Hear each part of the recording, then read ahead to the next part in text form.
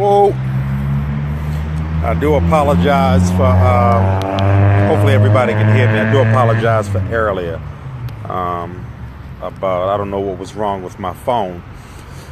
But I won't be before you long. I know I want to make sure that I keep my word, and so that we can talk about our these daggone locusts, man. But so that we can stay in tune and stay aligned with our conversation, our Relationship Friday conversation. So I want to talk about what's your better. Oftentimes, when typically after, let me let this truck go by. Typically after a person has been hurt, devastated, traumatized, then they seek better.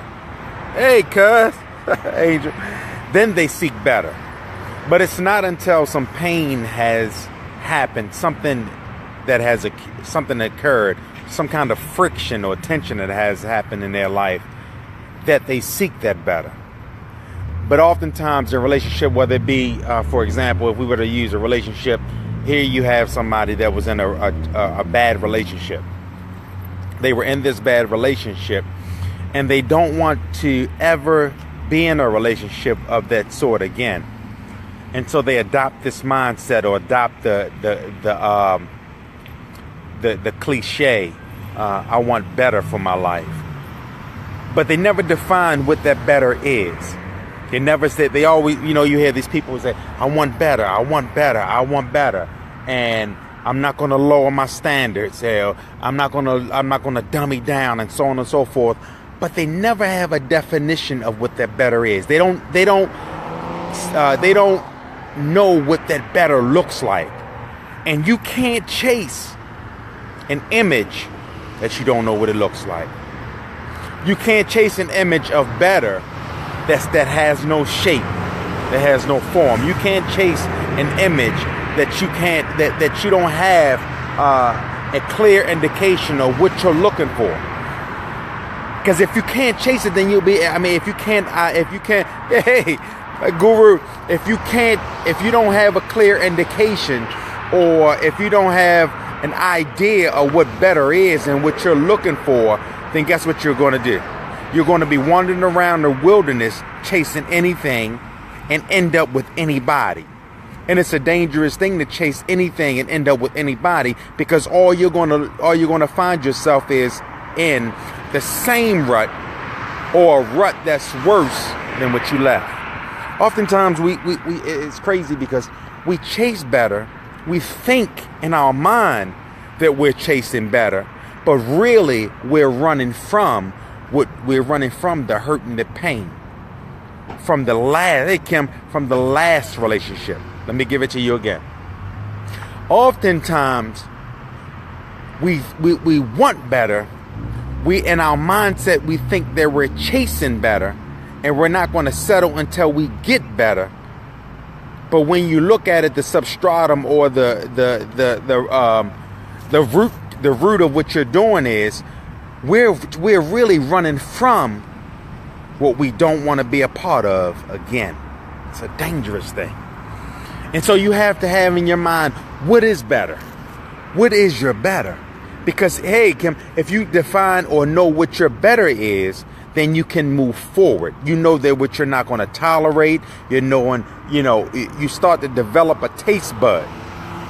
You start, hey, Miss Martin, you start to develop a taste bud. You start to develop what you will and won't tolerate, who you will and won't date. You start to develop that. You follow me? And so we have to understand what our better is. That's number one. Because if you can determine your better, they say they say that if you know the thing that hurts you, it will no longer hurt you if you're determined to not let it hurt you. The same conversely, if you know what your better is, you know what your better won't be. You won't date your better. Does that make sense? And so, right. So what happens is, So what happens is that we have to begin to determine what our better is. And the last predicament that hurt us, or the last several predicaments that hurt us, what were the things that triggered your pain? What were the things that triggered your insecurities? What were the things that triggered your disgrace or your disgruntledness? Those are the things that you have to, you're right, yeah, exactly. Those are the things that you have to know that you want, or how should I say, those are the things that has to change your focus. It's not the things that made you comfortable. Yeah, my man. Look, I'm at Walgreens going in and get some Zyrtec. But it's not the things that makes you uncomfortable. I mean, that makes you comfortable. But it's your triggers. Can you handle?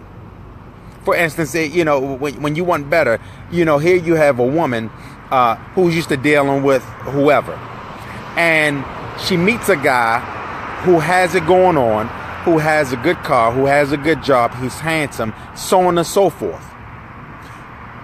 Can her insecure, but the last guy made her so insecure that she wants better. But the new guy will bring out that insecurity. Why? Because now she's with somebody that everybody else wants. She wants better, but can she handle better? Can she handle it? Can her insecurities handle what she really wants? And so if all of the good qualities about him triggers those hurts and those insecurities and that remembrance, then you know what she has to do? She hasn't well defined what she wants in her better. And if she has defined her better, then can her character and who she is stand up to the better, or walk together with her better? Can she? Here you have a man who was hurt. He's with a girl that hurt him and emasculated him. And now he wants a woman. He dealt with a woman that, he took care of her. He paid all of her bills and so on and so forth. Right? But, and now he's saying to himself, I want better. I want a woman who's self-sufficient. I want a woman who's independent. I want a woman who has it going on, who has her own. She hasn't healed. Exactly. I want a woman who can handle her own, who can hold her own. He's used to dealing with that over there. But now he's saying, I don't want a woman who lacks in certain areas and so on and so forth. I want an independent woman who's self-sufficient. Right? That's his better. His better is the self-sufficiency. Right? But now, in her independent thinking, she's going to buck on some of the stuff that he says. He says, I want to go here. She said, but I don't want to go there. I want to go somewhere else. And now it becomes an argument. And can he handle that? Your better has to be in the area. Your better has to be somewhere in the area that, number one, how should I say it? Your better has to be in an area your better has to be in an area that's going to make you better, not make you better. Are you hearing me? You have to be careful of what you choose as your better. Because to be honest with you, your better can destroy you. Your better can destroy you. You say you want better. But oftentimes when your better is too much for you to handle, then it either makes you even more insecure, it hurts you more, and it could pain you more, create more havoc in your life, more havoc mentally, more havoc emotionally, more havoc spiritually. You have to be careful in what you choose as your better. And when you define what your better is, you have to make sure that your character can handle what you're going after and what you're not going to tolerate. It's a difference. If you're emotionally immature, mentally immature, and spiritually immature, I say to you that you need to take a break from dating. Because guess what? If you just jump from one person to another, then what that will cause is even more pain, more havoc. And then you'll become, and it'll kill your self-esteem. It'll kill your focus. It'll kill your aspirations and your ambitions for dating. You can't. You have to be careful. Sometimes we just need to take a break from dating. And it's okay. It's okay to take a break because we have to do a self-analyzation of ourselves. And you have to use as much specificity as possible in terms of what you like and what you don't like. And if what you don't like, are you willing to stretch that to a likeness, to align it with somebody else what they like? Are you willing to stretch who you are to melt or become a melting pot with who that person is? It's a whole bunch. Look. I'm trying to, these mosquitoes out here, I gotta go. But I'm saying to you, hopefully you learned something today. So let's do it. And whenever we talk, I always want to go back to reiterate what I said. It's not redundancy, but I just want to just make sure that we are aligned. The thing that we talked about today is better. Everybody use this colloquial saying or this cliche, I want better. The first thing that you have to do is what? You have to define what your better is. You have to define it. It has to be a clear cut.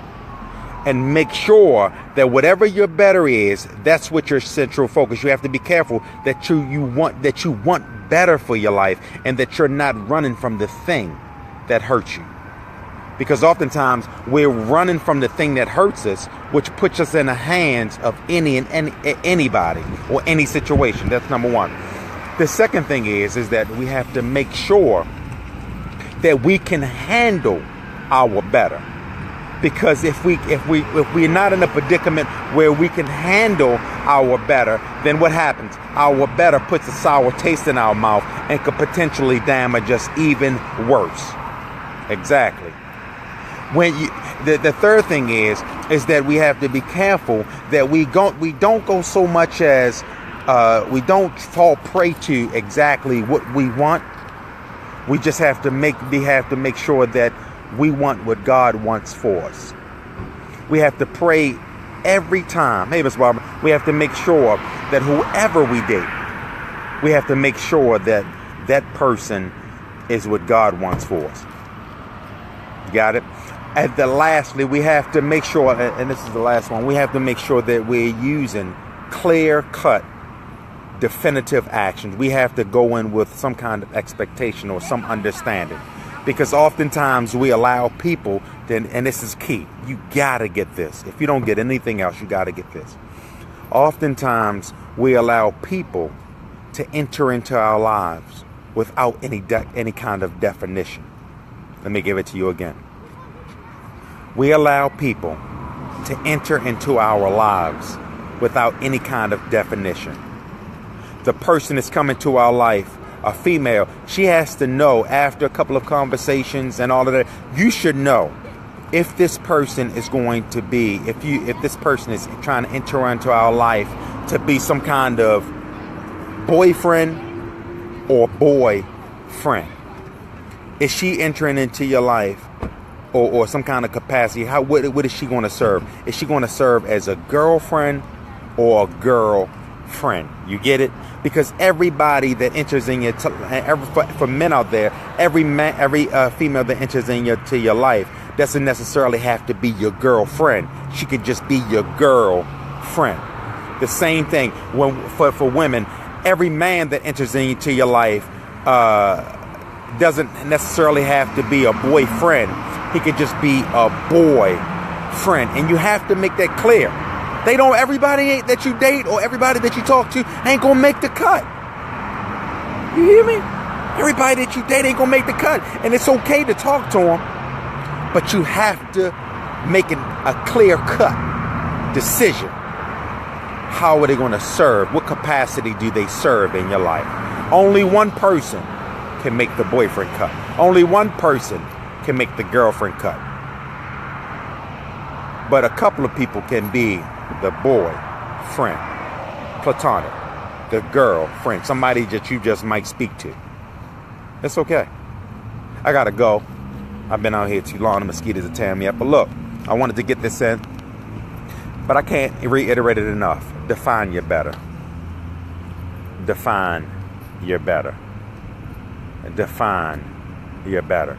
Once you define a pathway to your, once you define what your better looks like, then you could define a pathway to get to that better. Meaning that what you will, the pathway is your standards. What you will and won't tolerate. All right, Miss Martin, what you will and won't tolerate. That's the pathway. Trust me. God is up to something. You have to embrace it. You have to walk in it. And before you go to bed tonight, he has to be the last person you talk to. When you wake up in the morning, he's the first person you talk to. And the first person and the last person that you have a conversation with. More than your kids, more than your family. And when you begin to have a conversation with the things that's not supposed to be in your life, he'll remove. The people that's supposed to be in your life, he'll help you gravitate. Because oftentimes, we don't attract what we want. We attract who we are. And I can't reiterate it enough. If you keep attracting trash, then guess what's happening? Then you have to do an internal investigation. What about me? You might have to do a fast. Yeah, absolutely. You might have to do a fast. For real. You might have to do a fast to get all of the soul ties out of you. For real. You might have to ask yourself, why am I not attracting better? Because the internal mechanisms, you might have a couple souls, a couple people that you've been with, still locked up in. I don't know what it's going to take. We might talk about that next time, soul ties. Let's talk about that next Friday. I holla at your boy. I love you, but God loves you best.